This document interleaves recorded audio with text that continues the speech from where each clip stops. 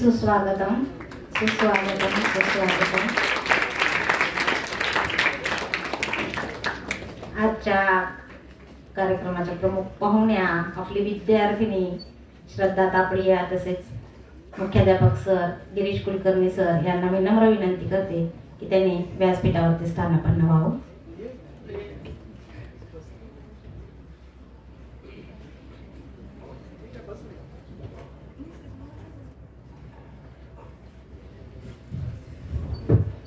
विद्यार्थी मित्रांनो, काही क्षण आयुष्यामध्ये असे असतात पहा की ते अविस्मरणीय होतात. असेच काही क्षण प्रत्येकाच्या आयुष्यामध्ये असतात. असाच हा आजचा क्षण आहे. विद्यार्थी मित्रांनो, आपले आई वडील शिक्षक आपल्याला घडवत असतात. काही काळ पालकांचा आपला सतत सहवास असतो, पण शिक्षकांचा शालेय शिक्षणामध्ये 10वी पर्यंत आपण त्या शाळेमध्ये राहतो आणि नंतर आपण सगळे शिक्षक पालक असं म्हणत असतात, पंखात शक्ती आली आहे, उडण्याची सवय करायची, उंच भरारी घेऊन पहा, आकाश सर्व तुमचंच आहे असं आम्ही म्हणतो. आणि तुम्ही खरंच त्या आत्मविश्वासाने पुढं आपली स्वप्न पूर्ण करण्यासाठी जात असतात. आणि नंतर कधीतरी स्थिरावल्यानंतर जेव्हा परत त्या घरट्याकडे येतात, तेव्हा त्या शिक्षकांना पालकांना जो आनंद असतो ना, तो शब्दात व्यक्त करण्यासारखा नसतो. असाच हा आजचा क्षण आहे मुलांना. आपल्या विद्यालयातील 10वीच्या पहिल्या बॅचची विद्यार्थिनी श्रद्धा तापडिया अगदी आपल्या मोतीनगर मध्येच राहते ती, आणि तिने इंजिनिअरिंग केलं ते कोळप्याच्या कॉलेजमध्ये, ह्याच्यामध्ये इलेक्ट्रॉनिक्स आणि कम्युनिकेशन मध्ये केलं. त्याच्यानंतर तिने MS केलं, ते लंडनला जाऊन केलं, इंजिनिअरिंग मॅनेजमेंट मध्ये केलं. आणि आता सध्या ती इंग्लंडमध्ये लंडनमध्ये जॉब करते, सुपरवायझर ब्रिटिश पेट्रोलियम मध्ये UK मध्ये ती आता जॉब करते. आणि ती आता सुट्ट्यासाठी इथं आलेली असताना तिची भेट झाली आणि असं वाटलं की तुम्हालाही तिच्या हा जो प्रवास आहे पहा, मुलं परदेशात जाणं माझ्यासाठी थोडंसं समजू शकते मी, पण आपल्या भारतातल्या मुली अगदी शिक्षणासाठी लंडन मध्ये जाणं आणि परत तिथं जॉब करणं हे थोडंसं सर्वसाधारण मुली शक्यतो करत नाही. म्हणून मुद्दाम श्रद्धाची ओळख अशी थोडी करून देते की काही विद्यार्थी सतत स्मरणात राहतात पहा. अगदी पहिल्या बॅचला आमच्याकडे 11च विद्यार्थी होते सर, आणि त्यामध्ये सगळ्यांशी मिळून मिसळून राहणारे. हस्ताक्षर पाहिलं, आता तिला पाहिल्यानंतर सुद्धा तुम्हाला प्रसन्न वाटत असेल असं तिचं व्यक्तिमत्व. हस्ताक्षर अगदी सुंदर, सगळ्यांना मिळून मिसळून घेणारी. आणि काही कार्यक्रम आहे, काही बोलायचं म्हटलं की श्रद्धा सगळीकडे पुढं, खेळायला पुढं, प्रत्येक गोष्टीमध्ये पुढं, असं तिचं व्यक्तिमत्व होतं. आणि म्हणून ती आज पण आम्हाला सहज तिचं नाव आठवलं तरी सगळं असं डोळ्यासमोरून जात असतं, अशी ही विद्यार्थिनी. आणि मग तिचं जे करिअर तिने निवडलं किंवा त्यामध्ये तुम्हाला, मग मी तिला सांगितल्यानंतर तिला फार आनंद वाटला की ही तर माझ्यासाठी खूप गर्वाची गोष्ट आहे मॅडम, की माझ्या लहान बहीण भावांना आता मला म्हणजे काय सांगायचंय ते मी सांगू शकेन, मी बोलवताय तर मी निश्चित येईन. आणि म्हणून आपण तिला बोलवलेलं आहे. मी मुख्याध्यापक सरांना नम्र विनंती करते तिचं रोपाची कुंडी देऊन आणि ग्रंथाची द्वारी हे पुस्तक देऊन तिचं स्वागत करावं. हे आपल्या विद्यार्थ्यांनीच ही कुंडी तयार केलेली आहे श्रद्धा, तुझ्याच लहान बहीण भावाने केलेली कुंडी आहे.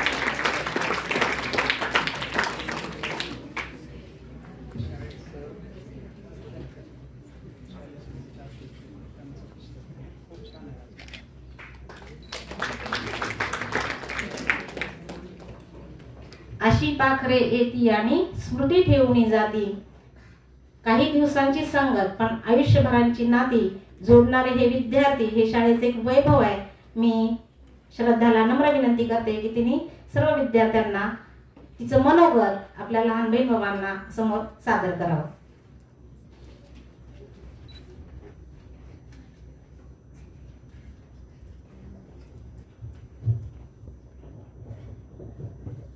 पहिल्यांदा सगळ्यांना गुड आफ्टरनून.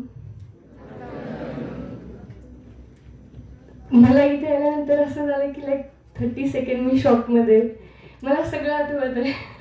म्हणजे आल्याला असं मी एक्सपेक्ट नाही केले होते की प्रार्थना पण भेटेल. प्रार्थना पण म्हणजे झालं एक स्कूलमध्ये आल्यासारखं फील होते.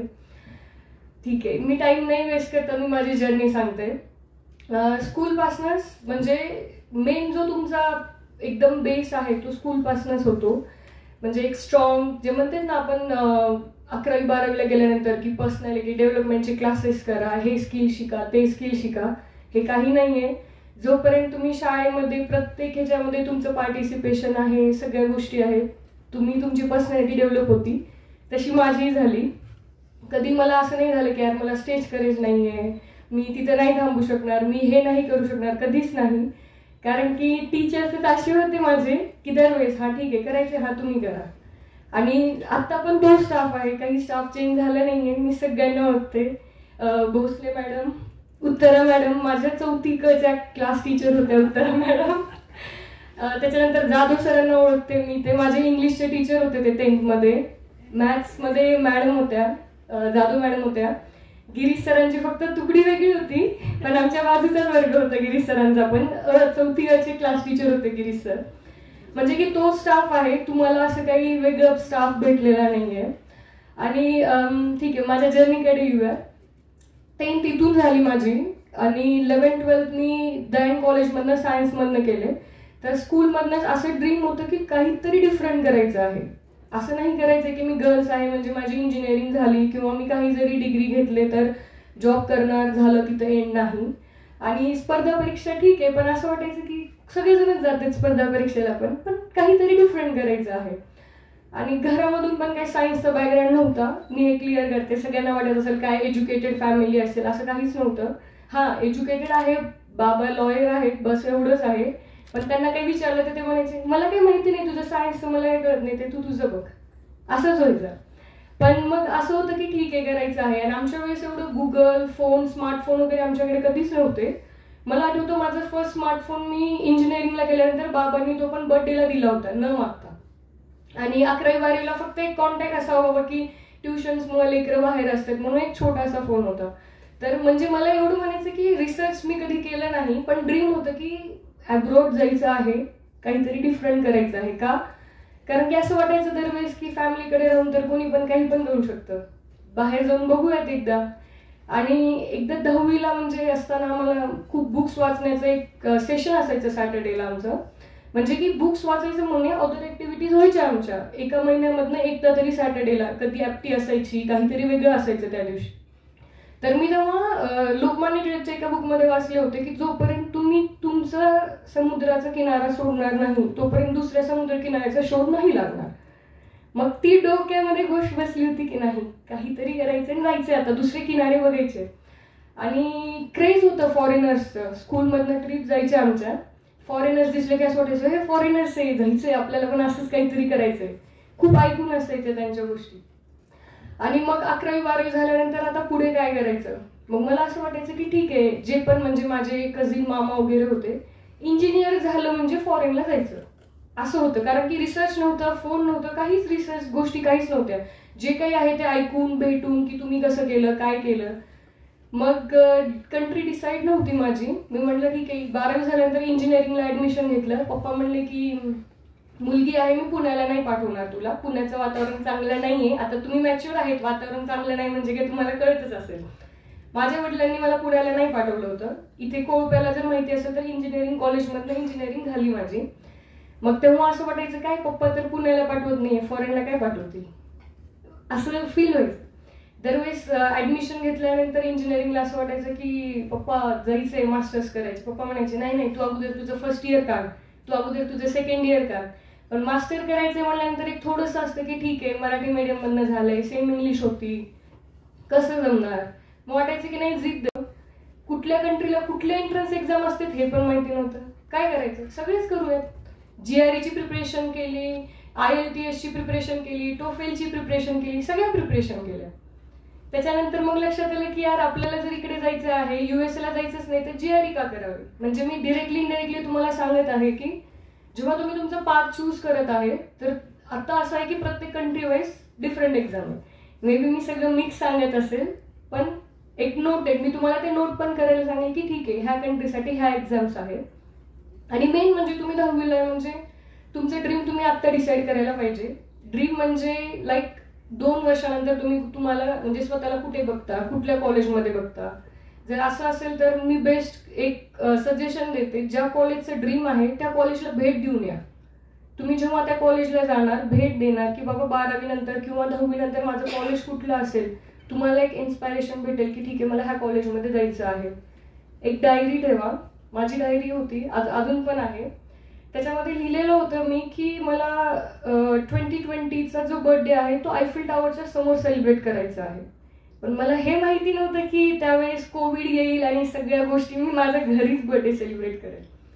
पण हा पण ड्रीम माझं पूर्ण झालं कधी 2 वर्ष लेट. 2023 मध्ये मी गेले होते फ्रान्सला आणि तिथं मी माझा बर्थडे सेलिब्रेट केला, पण 2 महिने लेट आलो. पण एवढं म्हणायचं की जेव्हा तुम्ही लिहितो काहीतरी ते व्हायब्रेशन्स क्रिएट होते. जे म्हणतात ना की universe works, it's definitely work. जे पण स्वप्न आहे तुमचं एक लिहून ठेवा. आणि आम्हाला कोणत्या शिक्षकांनी म्हणलं होतं माहिती नाही, 10वीचे मार्क्स पण आम्ही लिहून ठेवले होते. तर माझं होतं की अबाव 90 आणि मला 82 का 83 काहीतरी पडले होते 10वीला. म्हणजे तुम्ही जर माझं एज्युकेशनल बॅकग्राऊंड बघितलं, असं काही स्ट्रॉंग नाही की हा चला हिला 95 96 आहे, नाही. ॲव्हरेज आहे, लाईक 80, प्रत्येक ह्याच्यामध्ये 80-90% आहे. पण त्या पण स्टुडंट, ते पण स्टुडंट करू शकतात. असं नको समजा इथे की म्हणजे अरे माझ्या क्लासमध्ये तर हा किंवा ही टॉपर आहे, आता काय 3च जाईल किंवा तीच करेल, असं काहीच नाहीये. कारण की तुम्ही 10वी जेव्हा पास होऊन बाहेर जाता, 11th-12th तुमचे ड्रीम्स तिथे डिसाईड होते. तुम्हाला तिथं कळतं. इथे तुम्ही सोमानी स्कूलमध्ये आहात म्हणजे तुम्ही एक शेल्फमध्ये आहात, तुम्ही एक विथ फॅमिली आहात. जेव्हा तुम्ही खरंच बाहेर जाणार तेव्हा तुमच्या लक्षात येईल की अरे बाहेरचं जग खूप वेगळं आहे. तुम्हाला इथं वारंवार तुमचे टीचर्स, फॅमिली प्रोटेक्ट करत आहे. बाहेर कोणी प्रोटेक्ट नाही करणार. 11th-12th मध्ये तुम्हाला टीचर्सच्या मागे पळावं लागेल. सर आम्हाला हे डाऊट आहे. सर म्हणतील उद्या या, परवा या. आणि इथे तुम्हाला 10 विचारतील काही डाऊट आहे, काही क्लिअर करायचं आहे, डाऊट सेशन आहे, क्वेश्चन आन्सर सेशन आहे, ह्याचा फायदा घ्या. आणि आत्ता जो तुमचा नक्की मी एक डॅम शुअर सांगते, हा जो बेस आहे, तुमची काही पण पर्सनॅलिटी आत्ता तुमची 10वी सुरू झालेली आहे ना, तर 1 वर्षाचा वेळ आहे. मस्त शिकून घ्या. 1 वर्षामध्ये तुम्ही खूप काही डेव्हलप करू शकणार आहे. कारण की इतर लाईक तुमचे पर्सनल ट्युटर असल्यासारखे आहेत. बाहेर तुम्हाला कोणीच नसणार आहे तसं personal tutor. Back to my journey. मग त्याच्यानंतर 2019 मध्ये माझी इंजिनिअरिंग पासआउट झाली. मग तिथून मी पुण्याला पप्पांना म्हणलं की मला क्लासेसला जायचं आहे. मग पप्पा तिथे पण हो नाही बोलले मला. पप्पा म्हणायचे ठीक आहे, तू अगोदर एक्झाम दे मग बघूत आपण. मग पुण्याला गेल्यानंतर 3 महिने माझ्या जे क्लासमध्ये होते ना, मी फक्त त्यांना ऑब्झर्व करायचे. कारण की काही बॅकग्राऊंड नाही. 4 वर्ष इथे शिकले, 11वी-12वी इथेच झाली, स्कूलिंग इथेच झाली. म्हणजे जो पुण्याचा जो क्लास होता आणि आपला क्लास, म्हणजे मी असं नाही म्हणत की त्यांचं ठीक आहे, सगळ्यांचं लिव्हिंग स्टँडर्ड वेगळं असतं, तुमचे क्लॉथ सगळ्या गोष्टी, बट एक असतं ना की like the way of they talk, कसं आहे त्यांचं. म्हणजे ते ऑलरेडी प्रिपेअर होते. का होते प्रिपेअर? कारण की त्यांचे ड्रीम्स डिसाइडेड आहेत, ते क्लिअर आहेत. आपले ड्रीम्स काय असतात? आता जर मी म्हणलं की हा चला तुमचे ड्रीम्स काय आहेत, किती जणांना माहिती की लाईक हा दीदी हे माझं ड्रीम आहे, मी हेच करणार आहे का कोणी असं बोलणार? कोणीतरी 200 आहे ना मॅडम स्ट्रेंथ? कोणीतरी बघा, जे पण पहिल्यांदा हात वरी करेल ना, he or she gonna be the best leader in the life. जे पण पहिल्यांदा हात वरी करेल इथे, see this is called the leadership. कारण की जेव्हा आपण विचारतो ना की कोण आहे ह्याच्यामध्ये, जो पण पहिल्यांदा हात वरी करतो, दिस इज कॉल्ड लिडरशिप. लिडरशिपचे नवीन काय क्लासेस का काहीच नाहीये. काय ड्रीम आहे तुझं? विचार. बायोटेक्नॉलॉजिस्ट. सी काही का असणार, she is clear about her vision, so she can do anything. मला हे म्हणायचंय की बघा 200 विद्यार्थ्यांमध्ये एकाच हात वरी का झालं, सगळ्यांचं व्हायला पाहिजे. आणि ड्रीम एवढे हाय ठेवा तुम्ही. मला म्हणजे माझं जेव्हा फिक्स काहीच नव्हतं, माझ्या फॅमिलीकडनं मला सपोर्ट नव्हता. गेले मी क्लासेसला आणि पहिल्यांदा एक्झाममध्ये स्कोर कमी आला, म्हणजे थोडक्यामध्ये नापास. मग मी असे झाले, आता काय द्यायचं. मग त्याच्यानंतर माझी जिद्द बघून मी म्हटलं पप्पा मला आता क्लासेस पुण्यामध्ये नाही करायचे, मी घरी बसून स्टडी करणार. घरी आले, 3 मंथ्सचा टाइम होतं माझ्याकडे. परत एक्झाम दिली. घरी आल्यानंतर स्कोर आला 7.5, 9 आउट ऑफ असता तो. मग पप्पा असे झाले ठीक आहे आता जायचंय. मग सगळं प्रिपरेशन झालं, सगळं झालं आणि ऐन टाइमला माझा विजा रिफ्यूज झाला. कारण XYZ माझ्या ह्याच्याने नाही झाला, पण झालं विजा रिफ्यूज. मग त्याच्यानंतर माझं पूर्ण परत 1 वर्ष वाया गेलं. 1 वर्ष मी काहीच केलं नाही, फक्त घरी बसून इंग्लिशची प्रिपरेशन. आणि 1 वर्षानंतर परत मग मी उठले. मग तेव्हा माझ्या पॅरेंट्सचा सपोर्ट होता, कारण की पॅरेंट्सला पण तुमची जिद्द दिसून येते की नाही यार हिला करायचं आहे. म्हणजे इथं एक पॉईंट तुम्हाला नोट करायला पाहिजे की आता तुमचे पॅरेंट्स म्हणत असेल नाही तू मुलगी आहे, हे नाही, हे मुलींची फील्ड नाही आहे, तू हे नाही चूज करायचं. नाही, तुम्ही तुमच्या ह्याच्यावरती ठाम राहा. तुम्ही त्यांना दाखवून द्या की आई किंवा बाबा हे असं आहे, ह्याच्यात हे केल्यानंतर ह्या गोष्टी आहेत. कारण की जोपर्यंत तुम्हीच तुमच्या गोष्टीबद्दल क्लिअर नाहीये तर पॅरेंट्सला तर काय माहिती. Parents is not belong from your generation, right. तर तुम्हाला ह्या पण गोष्टी ठीक आहे. आता त्याच्यानंतर मी माझी जर्नी सांगते. जेव्हा मी फर्स्ट टाइम तिथे लँड म्हणजे प्लेनमध्ये बसले होते तेव्हा माझी ही फर्स्ट इंटरनॅशनल फ्लाईट होती. त्याच्या अगोदर मी कुठलीही फ्लाईट घेतलेली नव्हते. तेव्हा असं झालं यार, मला वाटलं की पप्पा तरी सोडायला येतील. एक असतं ना की आपण म्हणजे एक मिडल क्लास फॅमिलीमधनं जेव्हा राहतो असं झालं, पप्पा मला सोडायला येतील. प्लेनमध्ये बसूपर्यंत मी काही नाही, एकदम मस्त, हा श्रद्धा यू कॅन डू इट. प्लेनमध्ये बसल्यानंतर असं रडू येत होतं मला की आता तिथे कोणीच नाही. आणि अजून मी युनायटेड किंगडम चूज केलं की तिथं माझे कोणी फॅमिली मेंबर्स नव्हते, कोणी फ्रेंड्स नव्हतं. आणि मी असं झालं यार पप्पा तुम्ही मला सोडायला पण नाही यायला. कुठून मला बुद्धी सुचली की मी चालले तिथे, तिथे कोणीच नाही. आणि मी अशी दरवेळेस बोलायची सवय, दरवेळेस फ्रेंड्स, टॉक टॉक टॉक. आणि तेव्हा रिअलाइज झालं की श्रद्धा आता हा पुढचा जो स्टेप आहे तो तूच करणार आहेस. तिथे गेल्यानंतर अकोमोडेशन बघणं, सगळ्या गोष्टी. 6 महिने तर मला लँग्वेजेस कळली नाही तिथली काइंडली. मी 1.5 वर्ष इंग्लिशची प्रिपरेशन केले, सगळ्या गोष्टी केले, पण आपली इंग्लिश आणि तिथली इंग्लिश हे पूर्ण जमीन आसमान. It's a big difference. म्हणजे लँग्वेज कळत होती, त्यांचा ऍक्सेंटच कळलं नाही. ब्रिटिश लोकांचा ऍक्सेंट म्हणजे किती खूप डिफरंट आहे. तिथे गेल्यानंतर 6 महिने क्लासमध्ये सुद्धा मला काही कळायचं नाही. फक्त पहिल्या बेंचवरती जाऊन बसायचं ना असं बघायचं. फक्त 2 गोष्टी कळायच्या, are you understand, yes sir, बस. आणि तिथे अजून सर पण म्हणायला भाग नाही. माझे जे प्रोफेसर होते तिथे असं आहे की तुम्ही सर वगैरे काही नाही, डायरेक्ट नावाने बोलायचं. तो पण ऑड वाटायचं. कसं म्हणू मी mister Daniel, I have doubt, कसं म्हणू, इट्स व्हेरी हार्ड. तर 6 मंथ्स झाल्यानंतर देन आय रिअलाइज की तुम्ही जे इंग्लिश शिकता, सगळ्या गोष्टी ज्या आहेत, माझी कुठं कमतरता होती की मी प्रॅक्टिस नाही केले, मी फक्त शिकत गेले. हा एक पॉइंट नोटेड आहे की तुम्ही जे काही शिकत आहात ते तुम्ही प्रॅक्टिस करा. ही माझं वीक पॉईंट होतं की माझं होतं नाही मला येतो, मी सगळं माझ्या 3600 माझे म्हणजे एक वोकॅबलरी असती, एक बॉक्स भेटतं अमेझॉनवरनं, हायर फ्रिक्वेन्सी वर्ड्स म्हणून. जर तुम्हाला जर करायचं असेल इंग्लिशचं तर मी तो पूर्ण केला होता. मला हे वर्ड्स येतात म्हणजे मला इंग्लिश येते असं होतं. असं नाहीये. वर्ड्स जरी मला आता फील होतं की वर्ड्स जरी मला 500 आले असते म्हणजे प्रॅक्टिस. आता हे तुमच्या याच्यामध्ये पण लागू काय होतं की तुम्ही दररोज शिकत आहेत. इज नॉट जस्ट की मॅडम टीचर तुम्हाला शिकवत आहेत आणि तुम्ही हा मला येतं मी कॉन्सन्ट्रेशन दिलं नाही. प्रॅक्टिस खूप महत्वाची आहे. ते म्हणतात ना आपल्याला की यार तुम्ही पुढचं पाठ करत आहे का मागचं सपाठ करत आहे, असं कधीच करू नका. मी पण तुमच्या ह्याच्यातनं गेली, मला कोणी सांगणार नव्हतं, पण स्वतःने केलं. ठीक आहे मी फेल झाले, मला ते रिग्रेट नाही की कारण की मी स्वतःने केलं. मी खूपदा फेल झाले. असं नाही की डायरेक्ट आज श्रद्धा आली स्टेजवर बसली यार आपल्या शाळेची स्टुडंट, असं काही नाही. म्हणजे 2012ला 10वी झाल्यानंतर मला इथे यायला 12 वर्ष लागले. It's a big span. आणि आता जर तुमच्या जनरेशनला मी एक्सपेक्ट करते की 5 वर्ष खूप इनफ आहे, 5 वर्षानंतर ह्या बॅच मधलं कोणीतरी येऊन इथे बसायला पाहिजे. हा ना, ओके ठीक आहे. तर मला असं म्हणायचं की लाईक तुम्ही करू शकतो. आणि आता मी पॉईंटवरती येते. जर तुम्हाला एंट्रन्स एक्झाम्स असतील तर first you have to choose your subject. ठीक आहे. आता तुम्ही 10वीला असं वाटत असेल काय दिदी काय सांगते, 10वीला आहेत आम्हाला कुठल्या कंट्रीला जायचं. अगोदर तर SSCचा एवढा मोठं टेन्शन आहे डोक्यावरती. काही नाही, SSC खूप इझी आहे. जर तुम्ही सोमानी शाळेत आहात तर खूप इझी आहे. कारण की तुम्हाला बाहेरच्या स्कूलसारखं प्रेशराईजच करत नाही. तुम्हाला अदर ऍक्टिव्हिटीमध्ये एवढं पार्टिसिपेशन करायला म्हणजे ते देते. आम्ही जेव्हा म्हणजे माझ्या जेव्हा ट्युशन्समध्ये होते, मला मॅथ्स आणि सायन्सच्या ट्युशन होत्या, मी त्यांना विचारते म्हणायचे नाही हमारे को तो सिर्फ स्टडी करने लगाते, स्कूल में सिर्फ स्टडी हॉल्स होते. आणि मी 10वीला असताना पण मला आठवतं मी गॅदरिंगमध्ये पार्टिसिपेशन केलं होतं. असं नाही की 24/7 मी फक्त पुस्तकच वाचलं होतं म्हणून. आणि आता जो तुमचा टाइम पिरियड आहे वॅकेशनचा, मला जेवढं माहिती 40-50% सिलेबस होऊन जातं, राईट. तर त्या स्पॅनमध्ये ना आता तुमची हाफ रिव्हिजन तुम्ही करून ठेवा. आम्हाला तसंच केलं होतं ह्यांनी. म्हणजे नंतर तुम्हाला मज्जा पण करता येते आणि शाळेचे जे शेवटचे मुवमेंट आहेत ते पण एन्जॉय करता येईल. ठीक आहे. पॉईंटवर जर तुम्हाला तुमचे ड्रीम्स तुम्ही आता डिसाईड करा की लाईक मी असं नाही म्हणत की काय दीदी मी आता काय कसं डिसाईड करू की नाही मला पण मास्टर करायचे, अजून मला 5 वर्ष लागतील. नाही, मी तुम्हाला सांगते, मी माझं ड्रीम 7th स्टँडर्डमध्ये असताना डिसाईड केलं होतं की मला फॉरेनला जायचं. म्हणजे काय की तुमची डेस्टिनी फिक्स आहे. हे जे बाकीच्या सगळ्या ज्या गोष्टी मी चूज केल्या होत्या हे फक्त एक माझं कुठली ट्रेन होती, कुठली बस होती, कुठल्या काही गोष्टी मी हे फक्त कॅच केल्या होत्या. पण जो एंड ड्रीम आहे तो होता की फॉरेनला जायचं आहे. ठीक आहे, असंच तुम्ही तुमचं ड्रीम डिसाईड करा. मी नाही म्हणत की तुम्ही फॉरेनला जा.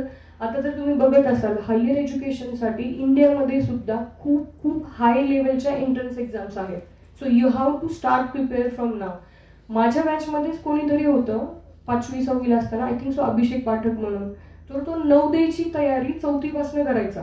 मला असं वाटायचं यार आपल्याला असं काहीच येत नाही, हा तो नवोदय आपल्या क्लासमध्ये असून तो नवोदय. आय थिंक सो उत्तरा मॅडमला माहिती असेल, आमच्या क्लासमध्ये होता तो. आणि 2 वर्ष त्याने नवोदयमध्ये करून 7वीला परत आला होता. 1-2 महिन्यासाठी परत गेला तो. म्हणजे त्यावेळेस सुद्धा त्यांचे ड्रीम्स हे रेडी होते की त्यांच्या बॅगमध्ये एवढे मोठे मोठे नवोदयच्या बुक्स असायच्या. माझ्या बॅचमधलेच होता तो पण. तर असं म्हणायचं की तुम्ही आत्तापासून प्रिपेअर राहावा. आणि तुम्हाला वाटत असेल काय नाही 10वी झाली मी 5 महिने मज्जा करणार, काहीच नाही. तुमची ही 10वी म्हणजे तुमच्या मेन एज्युकेशनची, तुमच्या करिअर लाईफची, दिस इज जस्ट 1 स्टेप. अजून जर तुम्हाला असे वेज बघायचे आहेत, तुमच्या लाईफमध्ये एवढे ऑब्स्टॅकल्स येतील, you have to be prepare. आणि ते प्रिपेअर कसे येते नाही का, जसे युद्धाला जाण्याच्या अगोदर सगळे रेडी होते सैनिक, 1-2 म्हणजे 1-2 वर्षापासून त्यांच्या प्रिपरेशन्स असतात सगळ्या. तर तुम्ही तसं रेडी व्हा. डझंट मॅटर तुम्हाला 20मधनं 15 भेटत आहे, 12 होते, तुम्ही फेल व्हा चालेल, इथे फेल व्हा पण बाहेर फेल नको व्हा. कारण की बाहेर फेल झाल्यानंतर ना तुम्ही ते सहन नाही करू शकणार. इथं फेल व्हा, येत नाही पडा, परत उठा, इथंच उठा. आणि मॅडमला सांगा की मॅडम, आणि बेस्ट फ्रेंड माझे तर सांगते मी, माझी मम्मीला माहिती नसायच्या वेळेस सगळ्या गोष्टी, मॅडम असं झालं कसं करायचं, मॅडम हे असे कसं करायचं, मॅडम बाहेर जाईल. आम्हाला आठवतं आम्ही व्हॉलीबॉल खेळण्यासाठी बाहेर गेलो होतो. भोसले मॅडमनी दुसऱ्या दिवशी आम्हाला सायन्सच्या पेपरलाच बसू दिलं नव्हतं. आणि ती होती पॉलिटेक्निकवरती राज्यस्तरीय काहीतरी होती, तिथं पण आम्ही हरून आलो. दुसऱ्या दिवशी सायन्सचे प्री टेस्ट होते आमचे 100 मार्क्सचे. मॅडम म्हणले बाहेर बसायचं, म्हणलं क्लासमध्ये अजिबात यायचं नाही माझ्या, आज तुमचा पेपर आहे. पहिल्या दिवशी खेळायला गेलो तिथे. नंतर मॅडमनी समजून ठीक आहे पण जिंकून तरी यायचं ना, असं तुम्ही घेऊ नका. म्हणजे माझं म्हणायचं मिनिंग आहे की टीचर तुम्हाला रागवतील पण त्यांच्या मनामध्ये कधीच काही नसणार आहे त्याबद्दल. आम्हाला खूप वाटायचं कसे बसले मॅडम आहेत, आम्ही राज्यस्तरावरती गेलो, हारून आलो ठीक आहे पण तरी पण आम्हाला आतमध्ये येऊ देत नाही. एक सांगत आहे मी, हे सगळे ह्याच टीचरमधनं आम्ही शिकलो. आणि बेस्ट म्हणजे ऑलवेज सपोर्टिव्ह. कारण की तुम्ही कसे आहे, तुमचं वीक पॉईंट काय, स्ट्रेंथ काय, हे ह्यांना चांगल्या प्रकारे माहिती असतं. कुठलं स्टुडंट काय करू शकतं हे ह्यांना माहिती आहे. तुम्ही या कम्युनिकेशन करा मॅम सोबत. आणि अजून एक गोष्ट, आता ट्रेंड असेल की like we gonna be so modern, काय लिव्हिंग लाईफस्टाईल काय पाहिजे, मस्त केस मोकळे ठेवले किंवा पोरांचं एकदम टाईट झिपअप जीन्स घातल्या, हायफाय राहिलं, हनी सिंग यो यो. आता वाटते दिदी आता आमच्या टॉपिक वरती आली, असं आहे का? आता ही मज्जा येईल ना सगळ्यांना. बरं ठीक आहे, असं काहीच नाहीये. तुम्ही राहा, मस्त राहा, एकदम लाईफस्टाईल तुमची लिव्हिंग सगळं छान ठेवा. पण तुमच्या ह्या सगळ्या गोष्टी कधी ऍक्सेप्ट होणार आहेत, जेव्हा तुमचं खरंच टॅलेंट तुम्ही दुसऱ्यांना व्यक्त करणार आहे.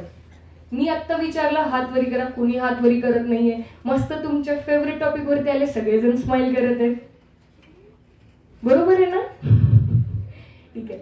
तर मेन म्हणजे तुम्ही आजच, मी इथे येते, माझा एक उद्देश आहे की 200 मधनं ॲटलिस्ट 50-60 स्टुडंट हे असं इन्स्पायर होऊन नंतर म्हणायला पाहिजे की यार आमच्या त्या टाइमला मी 10वीला असताना आमच्या शाळेची एक विद्यार्थिनी आली होती, त्यांच्यामुळे आम्ही एवढं इन्स्पायर झालो. एक डायरी बनवा छोटीशी, त्याच्यामध्ये तुमचे 2 बनवा. एक म्हणजे तुमचे जे ड्रीम्स आहेत ते डेली लिहायचं. दिस इज कॉल्ड काय मॅनिफेस्टेशन असं काहीतरी. म्हणजे आता चालू आहे ना ट्रेंड की लॉ ऑफ अट्रॅक्शन कसं वर्क करतं हे, आणि हे लिटरली वर्क करतं. लॉ ऑफ अट्रॅक्शन वर्क करतं मी 100% सांगू शकते. कारण की मी जेव्हा आपण स्टडी करायला बसायचे तेव्हा मी लिहायचे अगोदर, म्हणजे माझं favourite god is a Ganesha. मी असं लिहायचे की ग्रॅटिट्यूड व्यक्त करा अगोदर की thank you Ganesha for giving me this life. मी हे लिहायचं अगोदर आणि मग लिहायचे माझे पूर्ण ड्रीम्स. ते म्हणतात ना बकेट लिस्ट. कोणाकोणाची इथे बकेट लिस्ट रेडी आहे? कोणी पाहिलाय बकेट लिस्ट मूवी? कोणीच नाही पाहिला? पाहिलाय ना? मग बकेट लिस्ट रेडी आहे तुझी? कोणी कोणी इथे बकेट लिस्ट बनवली आहे? सांगेल का कोणाला माहिती बकेट लिस्ट काय आहे? ऐका, जेव्हा तुम्ही तुमची एक बकेट लिस्ट रेडी करता ना, तर मग तुमचं माइंड सुद्धा तसं वर्क करतं. माझ्या बकेट लिस्ट मध्ये तुम्ही शॉक होतात, 30 ते 35 गोष्टी असायच्या. आणि मी म्हणजे स्टडी करायला बसायच्या अगोदर माझा अर्धा तास त्याच्यातच जायचा. असं वाटायचं मनामध्ये की यार काय माझा अर्धा तास जाते नाही. पण आज मला फील होतं की त्याच्यामुळे काय होतं, तुमच्या मनामध्ये जिद्द येते. जे म्हणतात ना तुम्ही, काय यार मी 30 मिनिट स्टडी केलं, मला नंतर झोपच येते. अरे तू माइंड तुझं ओपनच नाहीये. तुम्ही माइंडला तसं सांगतच नाहीये की तुला हे करायचं आहे. जेव्हा तुम्ही तुमचं सगळं नोट डाऊन करता ना, तुमचं माइंड त्या पद्धतीने म्हणजे त्यावेळी वर्क करतं की लाईक हा मला स्टडी करायचं आहे. आज सर्वात इम्पॉर्टंट, तुम्ही काहीच करू नका, पण एक बकेट लिस्ट रेडी ठेवा. तुमच्या बकेट लिस्टमध्ये ॲटलिस्ट 10 तरी गोष्टी पाहिजेत.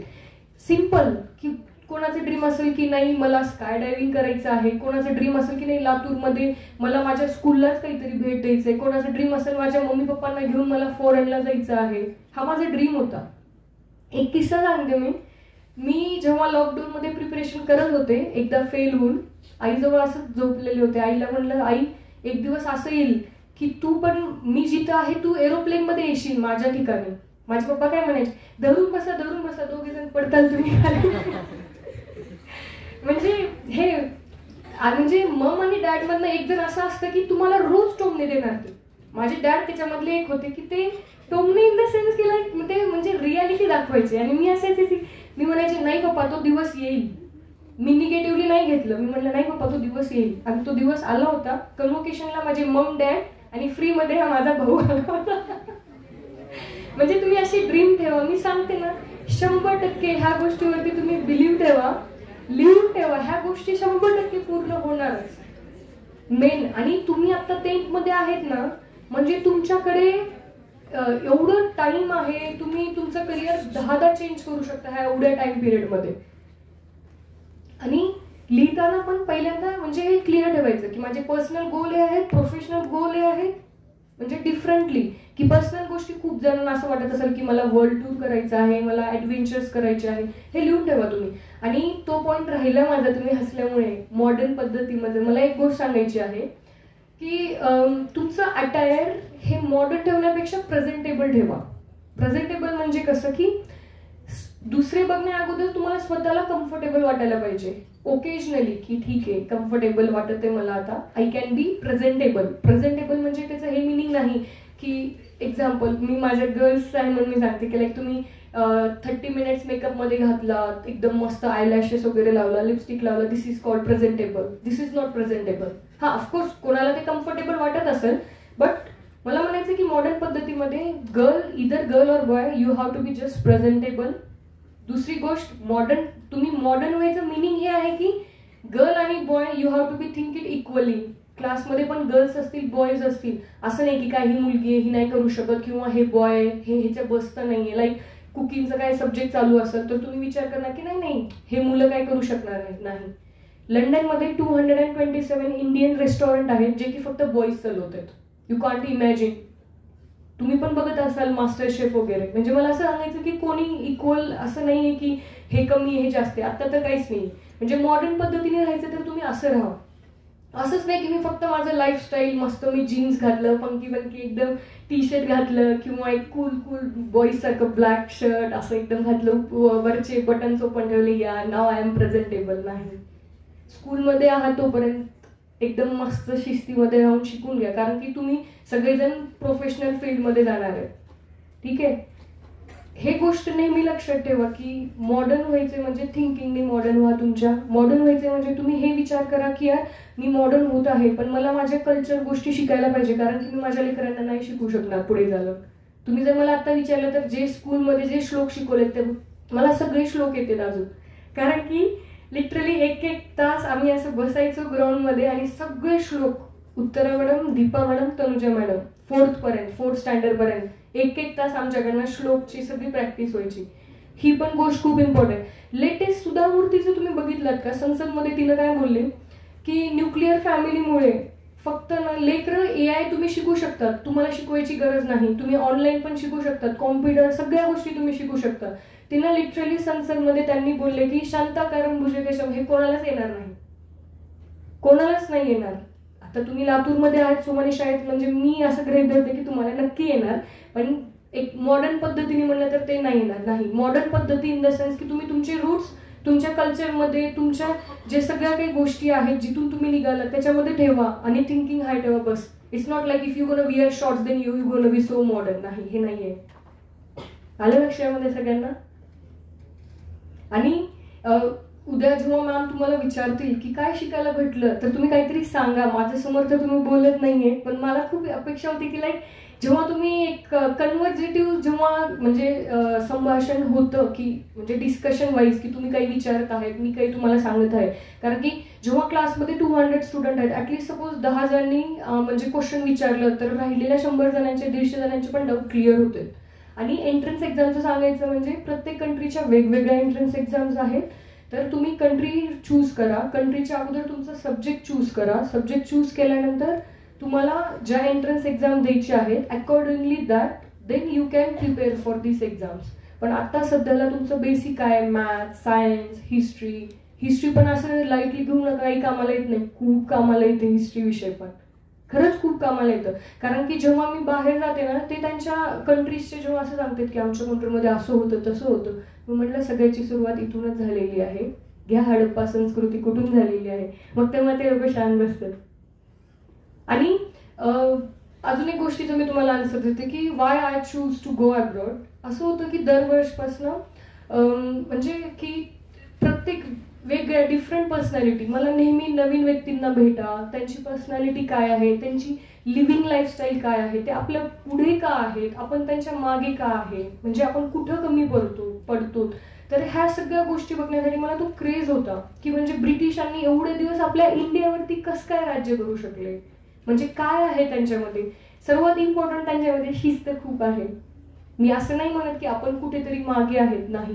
मी एक चांगली गोष्ट सांगते, खूप शिस्त आहे त्यांच्यामध्ये. एका लाईनमध्ये म्हणजे एका लाईनमध्येच चालणार.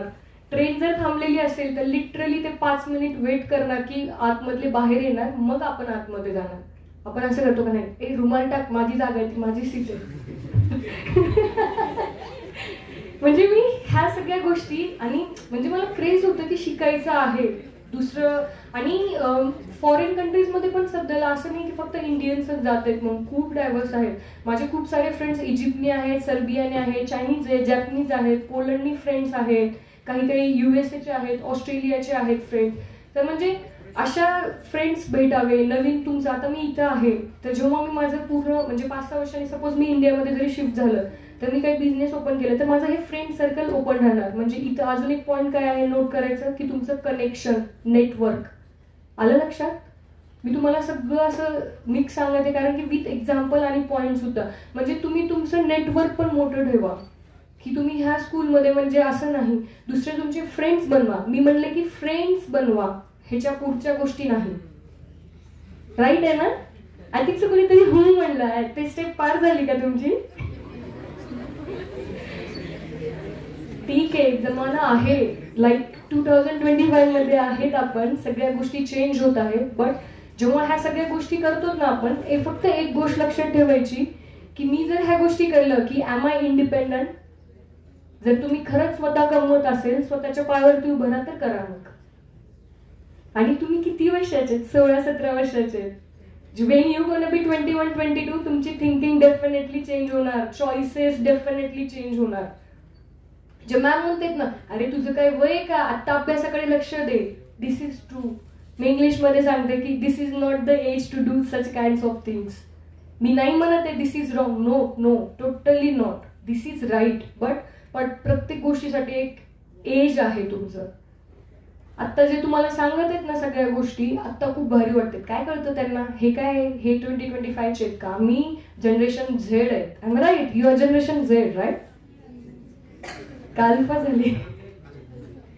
ठीक आहे, बट मी म्हणते की कोणत्याही गोष्टी राईट किंवा रॉंग नाहीये, but still you have to be keep focus on your career. किती जणांना असं मनामध्ये वाटत आहे की हा यार, मला आता माझं ड्रीम्स एकदम असं डिसाईड करायलाच पाहिजे आता. At least that's like Somani school student. आणि अजून तुम्हाला जर माझ्यासोबत कनेक्ट जरी व्हायचं असेल म्हणजे मी माझी स्पेशली काही इंस्टाग्राम आय डी असं काही पब्लिक नाही ठेवत. मी खूप म्हणजे सोशल मीडियाने खूप डिॲक्टिवेट पर्सन आहे. आता अजून एक गोष्ट मला इम्पॉर्टंट तुम्हाला सांगायची आहे. I know this is the generation of social media, पण त्याच्याने ना साईड इफेक्ट काय होतं मी तुम्हाला सांगते. माझ्या मास्टर्समध्ये असताना माझ्यामध्ये एक सब्जेक्ट होता, तर रिसर्चमध्ये मी हा सब्जेक्ट घेतला होता.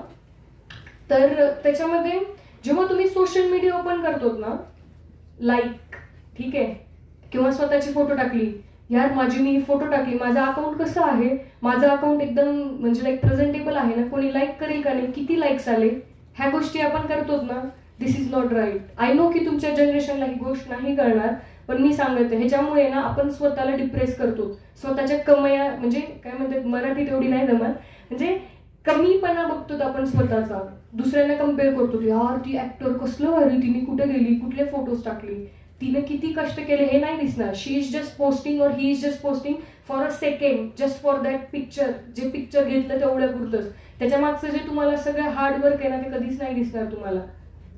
आलं लक्षामध्ये. मला एक पॉईंट हा सांगा वाटलं, कारण की माझं पण लहानच आहे भाऊ, खूप लहान आहे तो पण. तर मी सांगते की तुम्ही कंपॅरिझन करू नका स्वतःला. जेव्हा तुम्ही सोशल मीडिया सगळे प्लॅटफॉर्म यूज करतो ना, यूज करा, बिनधास्त यूज करा, कारण की सोशल मीडियापासून तुम्हाला जेवढं शिकायला भेटेल, जेवढे न्यूज अपडेटेड आपल्या टीव्हीवरती पण नाही आहेत तेवढे लोक सोशल मीडियावरती येतात. तर तुम्ही यूज करा, बट स्वतःला असं कमीपणाने कधीच घेऊ नका. स्वतःला नेहमी असं समजा की आय एम युनिक.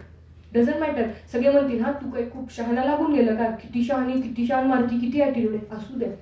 कोणाला हर्ट करू नका, कोणाला डिसरिस्पेक्ट करू नका, पण स्वतःमध्ये जो ॲटिट्यूड आहे, this is really important attitude.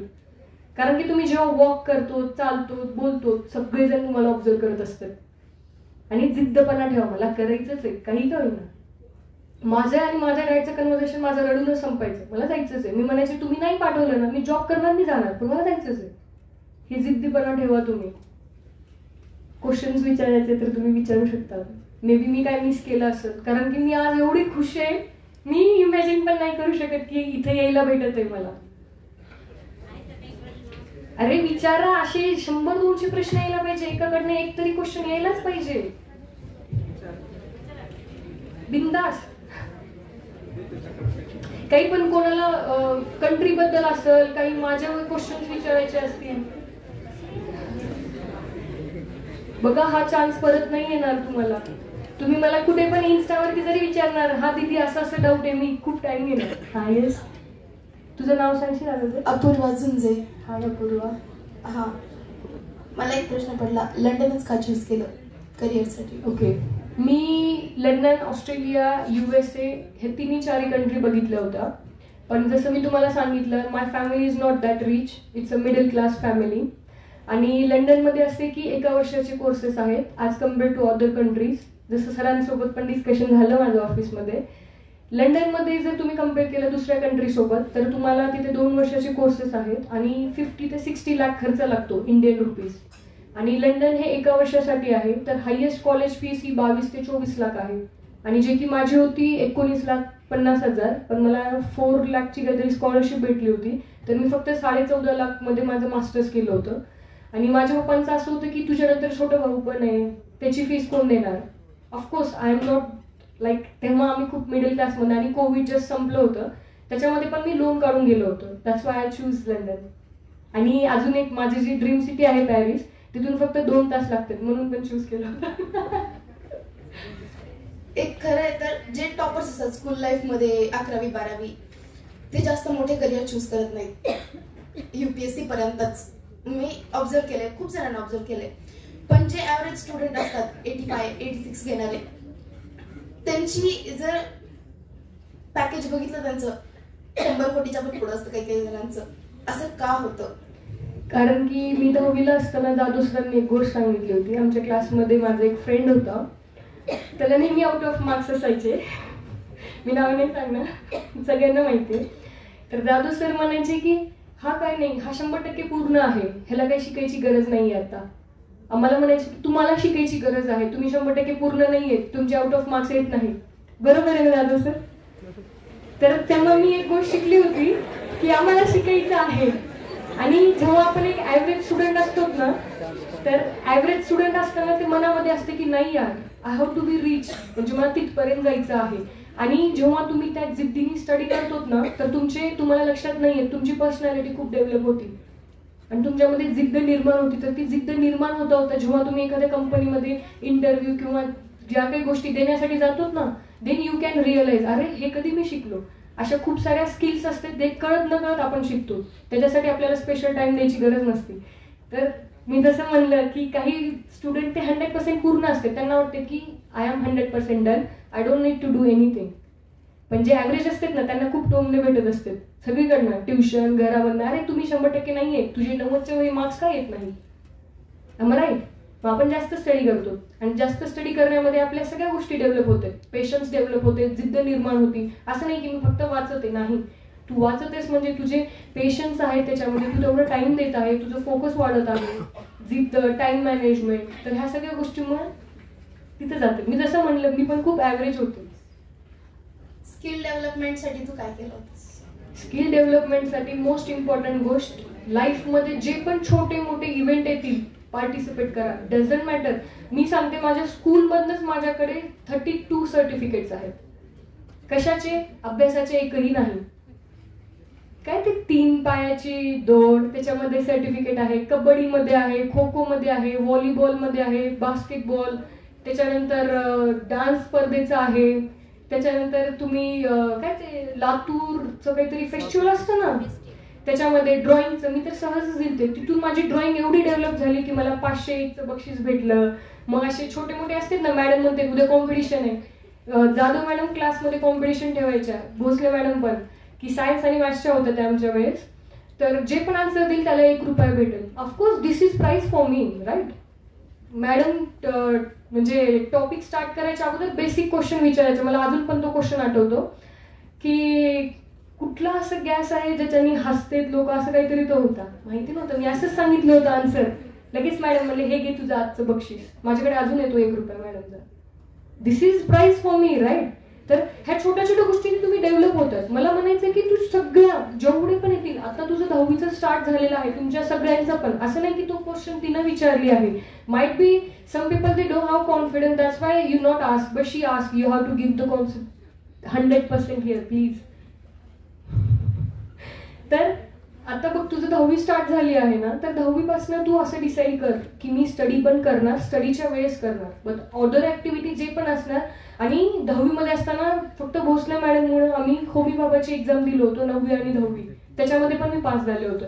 म्हणजे हा तुम्ही एक्झाम्स देत राहा, त्याच्याने तुमची डेव्हलपमेंट होणार आहे. ओव्हरऑल स्किल इथंच होणार आहे. स्पेशली तुम्हाला कुठे बाहेर जाऊन स्किल डेव्हलपमेंटमध्ये हेच गोष्टी शिकवतात. क्लासेस असतात म्हणते आज सेशन आहे, स्टेज करेल, 5 मिनिट स्टेजवर या बोला. त्याच्यापेक्षा तुम्हाला फ्रीमध्ये भेटायला इथे करा ना. Why you want waste 40K outside, आणि त्याच्यामध्ये पण कधी जेव्हा तुम्ही 22 ते 20 वर्षाचे होतो. मी नाही प्रेफर करत ही गोष्ट. तर पार्टिसिपेशन ठेवा, प्रत्येक गोष्टीमध्ये ठेवा. ऑलराऊंडरचं जे टाइम मॅनेजमेंट, ऑलराऊंडरसाठी टाइम मॅनेज पण करावं लागतं ना. म्हणजे आता तू स्टडी केलंस, ऑल ऍक्टिव्हिटीज केल्या, कसं केलं टाइम मॅनेजमेंट? टाइम मॅनेजमेंट आजच्या विद्यार्थ्यांना होत नाही. मी खरं सांगते, मलाही टाइम मॅनेजमेंट होत नाही. मला फक्त 3 तास मिळतात घरी सेल्फ स्टडीसाठी, आणि रात्रीची झोप माझी होत नाही. त्याच्यामुळं 3 तास ट्युशनसाठी, 6 तास स्कूलसाठी मध्ये राहिली माझी. तू आता बोलली रात्रीची झोप नाही होत, राईट? होत नाही असं काहीच नाहीये. हा टाइम लागेल. तू बघ तुझ्या रात्रीच्या झोपमध्ये तू माइट बी 8 आवर्स स्पेंड करत असशील किंवा 9 आवर्स. हा, तू असं डिसाईड कर की मी 9 आवर्सची जी स्लीपिंग टाइम सायकल आहे माझं, तो मी 8.5 आवर्स ठेवणार. आय एम नॉट टेलिंग की टोटली चेंज कर. तू जे 7 वाजता उठतीस, मी नाही म्हणत आहे की तू 4ला उठ म्हणून, नाही. तू 7ला उठत आहे ना, असं डिसाईड कर की नाही मम्मी मला उद्या फक्त अर्धा तास अगोदर उठवतो, फक्त अर्धा तास अगोदर. आणि एक आठवडा फक्त 6:30ला उठायचं. तसं एक आठवडा तू फक्त 8 आवर्स and 30 मिनिट्सच तुझं स्लीपिंग सायकल ठेव. त्याच्यानंतर फक्त 8 आवर्स ठेव, त्याच्यानंतर 7 आवर्स 30 मिनिट्स. तर इथून तुझा टाइम स्पॅन कमी होत जाईल, ठीक आहे. आणि टाइम मॅनेजमेंटचं तू बोलत आहेस ना, सपोज की आज रात्री तू झोपत आहेस, तर तू लिहून ठेव की उद्या माझे हे हे हे टास्क आहेत, ठीक आहे. त्याच्यानुसार तुला हे पण करणार, अरे मी एवढी मोठी लिस्ट केली आहे, आता माझे हे टास्क आहेत, तर I have to complete, right. मग ह्याच्यामध्ये मी कधी कधी काय काय करू, कुठं कुठं काय काय टाकू, कुठं सपोज आता तू टाकले की मला 10 मिनिटाचं मॅमने सांगितले की तुम्ही योगा करा, ऍटलीस्ट मेडिटेशन करा, मी हे कुठे टाकू शकते, कुठे ऍडजस्ट करू शकते. This is comes under in time management. मग तू रात्री everyone before going to bed write it down what you need to do tomorrow. मग तुम्ही हा काढला म्हणजे तुम्हाला एक म्हणजे एक रॉली एक शेड्यूल भेटलं की उद्या मी काय करणार आहे, ठीक आहे.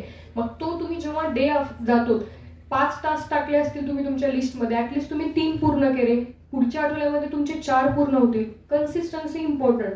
आणि टाइम मॅनेजमेंटमध्ये म्हणजे काय, तुम्हाला सांगते की हा आपला उन्हाळ्याचं क्लासचं म्हणजे समर वॅकेशनचं एवढं सिलेबस आहे, वी हॅव टू कम्प्लीट दिस, आणि हे 50% आहे, तुमची एंडला एक्झाम होणार आणि तुम्हाला करायचं आहे. किंवा मॅम सांगतात की तुमचा हा होमवर्क आहे, हा तुमचा व्हायलाच पाहिजे, तर तुम्ही तो तुमचा टाइम मधला टाइम काढून पण केला. This is called time management.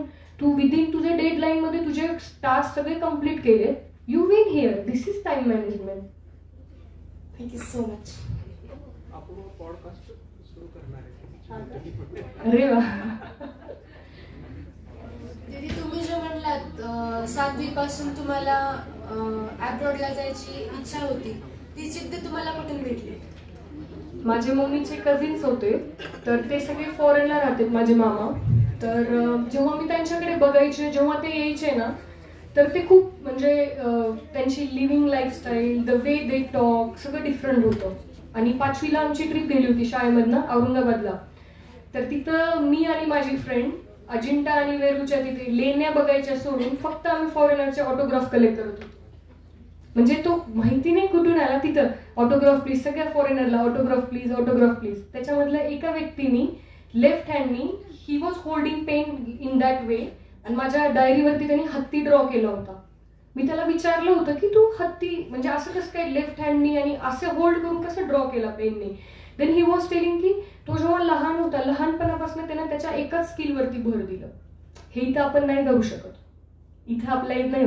मग मला तिथून म्हणजे थोडं तो असं क्रिएट होत गेलं की यार हे लोक एवढे हुशार कसे आहेत, एवढं कसं काय ते करू शकतोय. मग त्याच्यानंतर 7th स्टँडर्ड म्हणजे जेव्हा असे वॅकेशनमध्ये माझे मामा वगैरे यायचे, मी त्यांना विचारायचे तिकडं काय आहे, वेदर काय आहे, लोक कसे राहतात, खेळतात. कारण की माझं असं बॅकग्राऊंड होतं की 25-30 वर्ष अगोदर आम्ही एका मातीच्या रूममध्ये राहायचो होतो. मग मला असं होतं की मला माझ्या पॅरेंट्सला मला सगळ्या गोष्टी चेंज करायच्या आहेत आणि लिव्हिंग स्टाईल पण सगळं चेंज करायचं आहे. तर ती जिद्द निर्माण झाली माझ्या आतमध्ये की नाही यार मला करायचं आहे, बस काहीतरी डिफरंट.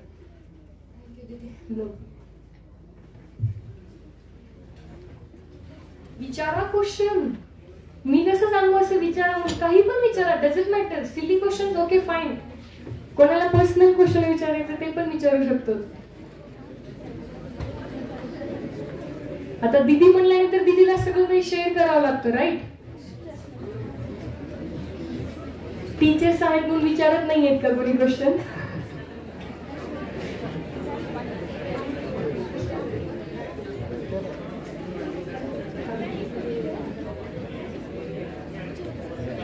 अच्छा, कोणाला क्वेश्चन्स विचारायचे नाहीयेत स्टँड म्हणजे उभा टाकून, तर तुम्ही नोट डाऊन करा वाटलं तर, आणि मला नंतर टेक्स्ट करा. बघा 2 मुलींनी क्वेश्चन विचारले, वो टाळ्या त्याच्यासाठी. पहिला मुलगा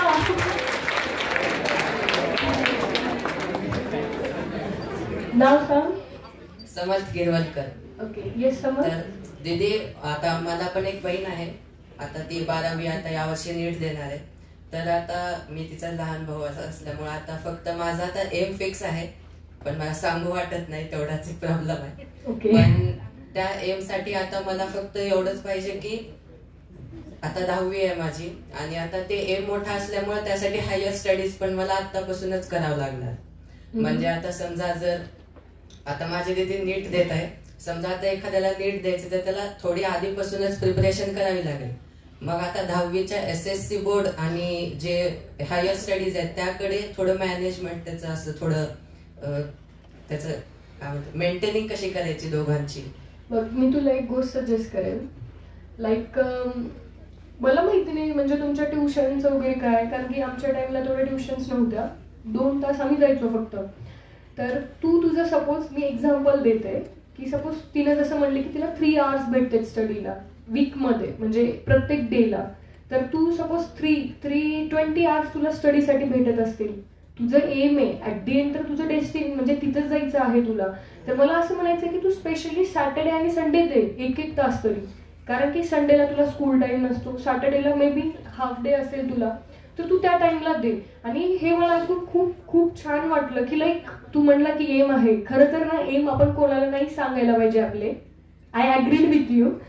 पण लाईक तुझे जे पण ट्युटर वगैरे तू त्यांना शेअर कर की तुझं म्हणजे माझं असं असं आहे टार्गेट आणि मला तो कम्प्लीट करायचा आहे. तर त्यानुसार तू सॅटर्डे आणि संडे 1-1 तास दे. कारण की असं होऊ नये की ह्या स्टडीमध्ये तू ती स्टडी म्हणजे निग्लेजिबल व्हावं. आणि टाइम एकदा बघ, 8 दिवस स्वतःला ऑब्झर्व कर की एक्स्ट्राचं टाइम कुठं चाललं. आणि ते स्वतःला चांगल्या प्रकारे माहिती असतं की मी मोबाईलमध्ये घालते का, मी उशिरा उठतो का, मी खेळायला गेल्यानंतर खेळायलाच जातो, किंवा मी बुक्स रीड करत आहे तर दुसरेच बुक्स रीड करतो का. तर ह्या तू स्वतःला ऑब्झर्व कर. आणि त्याच्यानंतर मिनिमम वीकमध्ये 20 आवर्स तर स्टडीला भेटतात ना तुला, तर त्याच्यातले 2 आवर्स तू तुझ्या एक्झामसाठी, तुझ्या ड्रीमसाठी दे. And I am damn sure it will definitely work. कारण की तुमची इच्छा आहे तर तुम्हाला तिथं इंटरेस्ट येणारच आहे. 100% इंटरेस्ट असतो. थँक्यू.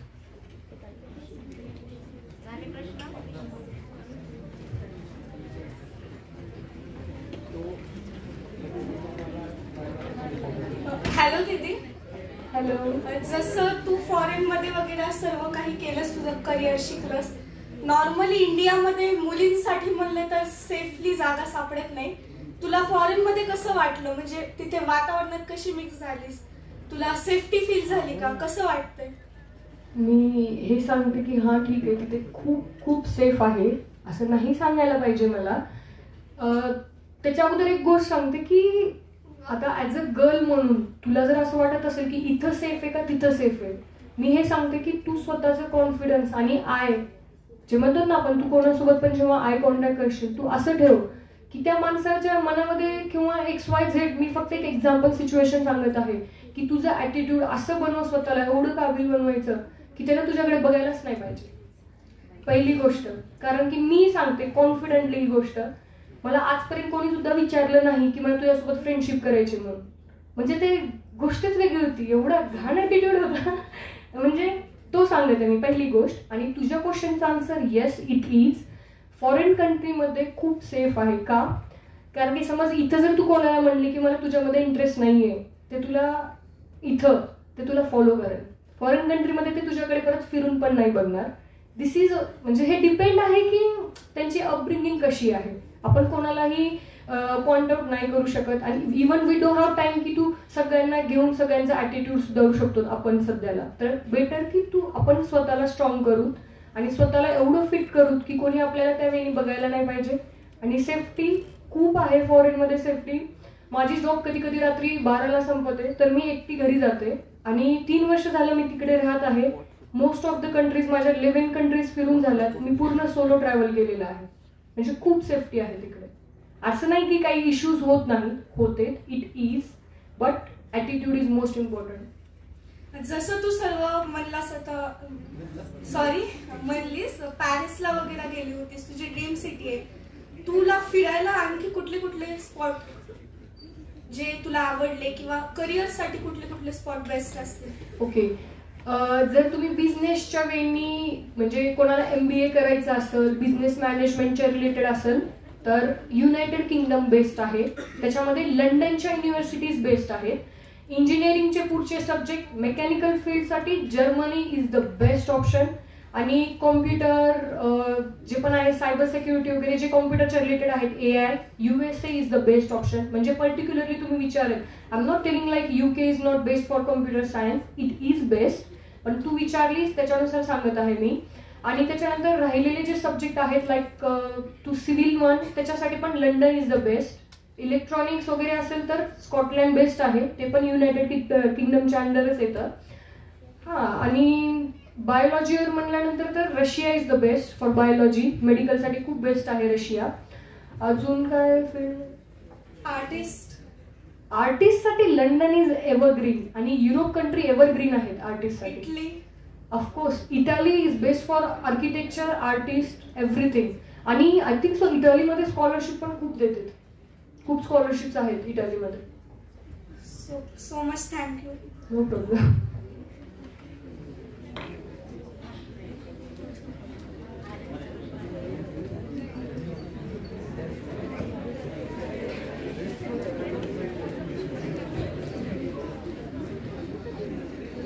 झाले सगळ्यांचे प्रश्न? विचार.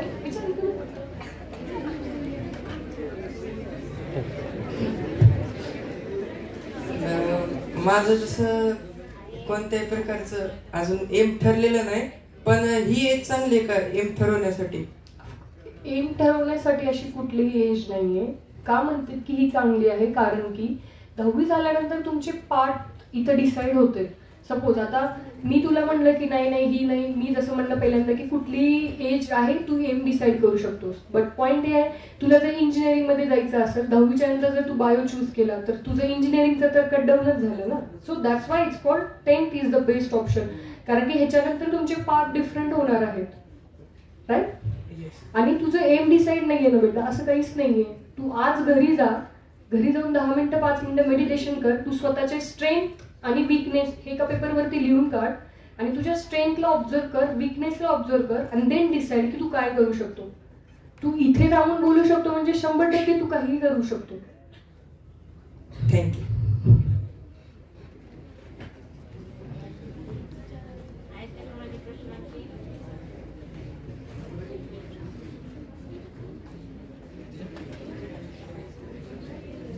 थँक्यू.